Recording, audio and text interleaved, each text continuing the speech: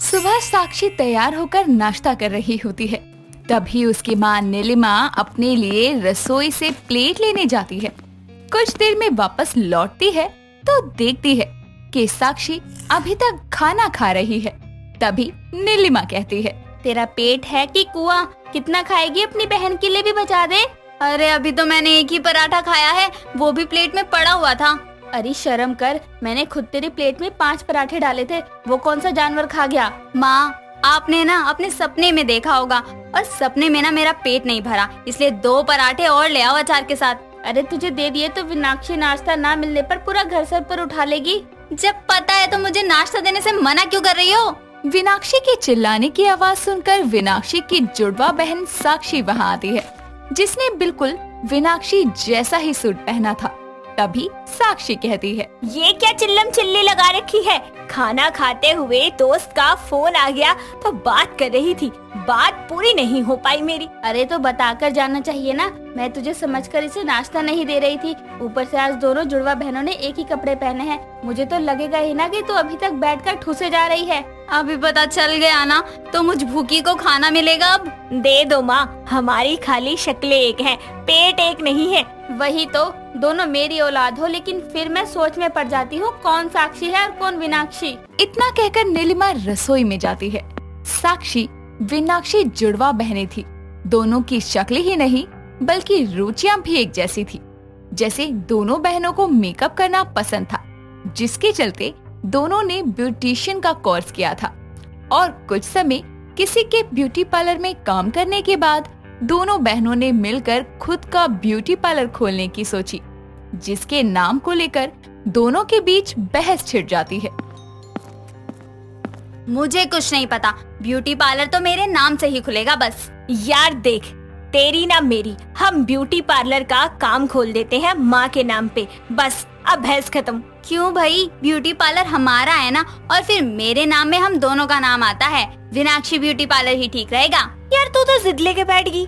बस करो कंजरियों, कैसे मरी जा रही हो पार्लर के नाम को लेकर। अरे ऐसे ही लड़ती रही तो पार्लर में लोगों के थोपड़े पर मेकअप करने की जगह एक दूसरे को नोचती रहोगी। माँ देखो ना, मैं कह रही हूँ ब्यूटी पार्लर को आपका नाम दे देते हैं, पर नहीं, इसे तो अपना ही नाम देना है। बिल्कुल नहीं। अरे पहली बार खुद का पार्लर खोलने जा रही हो और ये विनाक्षी नाम रखकर उसका विनाश करवाओगी क्या? साक्षी ब्यूटी पार्लर ही सही रहेगा और इस पर कोई बहस नहीं होगी अब। इतना कहकर नीलिमा वहाँ से चली जाती है। पार्लर का नाम अपनी बहन के नाम पर रखने से विनाक्षी को बुरा लगता है, लेकिन वो उस समय कुछ नहीं कहती। पार्लर खुलने के कुछ दिनों बाद उनकी पड़ोसन की बहू वहाँ अपना मेकअप करवाने आती है। अरे भाभी, आप आइए ना, बताइए क्या करवाना है आपको? वो मुझे शाम को किटी पार्टी में जाना है, तो मेरी थ्रेडिंग और वैक्सिंग कर दो। हाँ हाँ, क्यों नहीं, मैं करती हूँ ना। नहीं नहीं, मुझे साक्षी से ही करवानी है। वो क्या है ना, थ्रेडिंग के लिए मैं घर पर भी आया करती थी तो साक्षी ही कर देती थी, आदत हो गई है मुझे उसके हाथ की। अरे भाभी, विनाक्षी का काम भी बहुत अच्छा और साफ है, आप एक बार करवा कर तो देखो, मुझे भूलकर उसकी दीवानी हो जाओगी और उसी से करवाने की जिद करोगी। रहने दे, तू करे या मैं, एक ही बात है। वही तो, थोड़ा जल्दी कर दो, मेरी सास नहीं तो मुझे कच्चा चबा जाएगी, इंतजार कर रही होगी घर पे। तभी साक्षी अपने काम पर लग जाती है और कुछ देर में दूसरी कस्टमर के आने पर विनाक्षी उसे अटेंड करती है। दोनों बहनें ऐसे ही मेहनत से पार्लर को चलाती है। कुछ ही महीनों में उन जुड़वा बहनों का पार्लर पूरे एरिया में फेमस हो जाता है, जिससे वो पार्लर में आने वालों के अलावा होम ब्यूटी सर्विसेज भी देने लगती है। एक दिन जब साक्षी किसी लड़की का फेशियल करने में बिजी होती है, तभी पार्लर के रिसेप्शन पर रखा फोन बजता है तो विनाक्षी उठाती है। हेलो, साक्षी ब्यूटी पार्लर से बात कर रही हैं आप? जी बिल्कुल, कहिए। मुझे फेशियल का अपॉइंटमेंट बुक करना था कल शाम का। हाँ हो जाएगा, आप मुझे अपना एड्रेस और टाइम बता दीजिए। देखिए, मुझे अपना मेकअप साक्षी जी से ही करवाना है। पार्लर का नाम क्या साक्षी पार्लर हो गया, सबको बस साक्षी ही चाहिए। जी मैडम, वो अभी काम में बिजी हैं, आपका मेकअप विनाक्षी मैम करने आएंगी।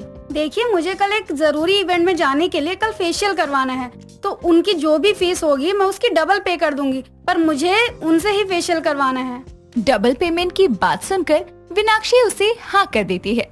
तभी साक्षी उससे कहती है, विनाक्षी बहन, परसों तक के लिए मेरे पास अपॉइंटमेंट किसी को मत दियो, क्योंकि पहले ही बहुत काम है। ठीक है, मैं समझ गई। तू आराम कर, बाकी कस्टमर को मैं देख लेती हूँ। अब इसके नाम पर मैंने उस लड़की को हाँ तो कर दिया है, कोई नहीं, इसकी जगह मैं चली जाऊंगी।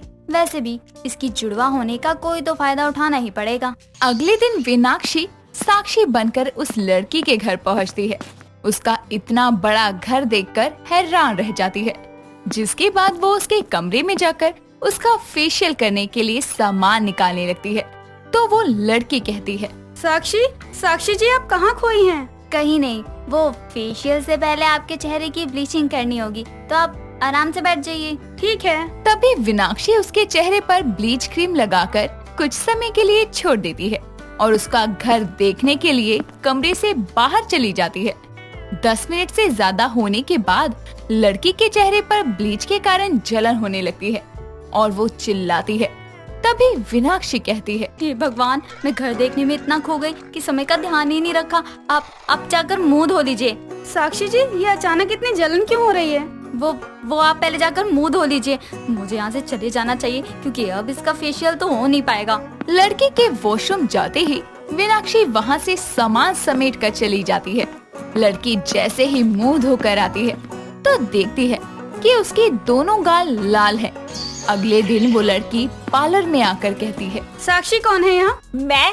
लेकिन आप कौन? कौन की बच्ची मेरे चेहरे का सत्यानाश करके कल दुम दबाकर भाग गई। मैं तुझे नहीं छोड़ूंगी। आप कौन हैं? किस तरह की बातें कर रही हैं? हमारे पार्लर में चेहरे निखारे जाते हैं, बिगाड़े नहीं। यही सोचकर तो मैंने तुझे अपने फेशियल के लिए घर बुलाया था, लेकिन तूने मेरे चेहरे का ये हाल किया। मैं तो तुमसे पहली बार मिल रही हूँ, आज से पहले मैंने तुम्हें कभी देखा तक नहीं। देखिए कैसे नौटंकी कर रही है। आप लोग इस पार्लर में आना छोड़ दीजिए। देखिए इसने क्या हाल किया है मेरे चेहरे का। ऐसे ही ये आप लोगों के साथ भी करेगी। सभी लोग साक्षी को घूरने लगते हैं। तभी मीनाक्षी वहाँ आती है और उस लड़की को देखकर उसके पसीने छूटने लगते हैं। तो लड़की भी दोनों जुड़वा बहनों को देखकर हैरान रह जाती है। साक्षी मीनाक्षी को उस लड़की से नजरें चुराता देखकर समझ जाती है कि ये काम उसी का हो सकता है। तभी वो उस लड़की को शांत करके उससे माफी मांगती है। साथ ही उसके चेहरे पर एलोवेरा मसाज करती है, जिससे उसके गालों की रेडनेस कम हो जाती है। शाम को पार्लर बंद कर दोनों घर पहुंचती हैं, तो नीलिमा कहती है, साक्षी, मीनाक्षी, पार्लर में कोई हंगामा हुआ था क्या?